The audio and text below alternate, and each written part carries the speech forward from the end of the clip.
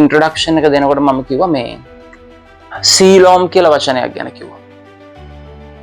A cavity that is present within the body that is called coelom. A coelom කියන එක මෙයාලගේ නෑ. මෙයාලා ඒ coelom ශක්තියක් තියෙනවා. ඒක තමයි මේක incomplete gut එක.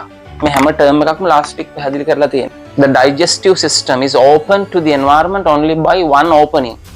environment එකට ආහාර මාර්ගය, ආහාර ජීර්ණ පද්ධතිය, gastrovastular cavity එක open වෙන්නේ තනි සිදුරකින්. mouth කියලා අපි කියමුකෝ. සමහර තැන්වල මෙහෙමත් explain කරනවා. mouth anus මේ දෙකේම role එක play කරන්නේ එක සිදුරක්. read that mouth is present, anus is absent. ඒ විදිහට දෙන අවස්ථා තියෙනවා. පැහැදිලි? මේකට අපි කියන්නේ incomplete gut එකක් කියලා. mouth එකක් විතරයි තියෙන්නේ. anus එකක් නැහැ කියලා අපි කියමු. this වලින් මගේ body එකේ part එකක් මෙන්න grow වෙනවා.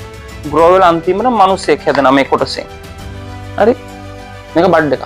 unfortunately I can't perform හැදෙනවා. මෙයාගේ මේ phylum එකේ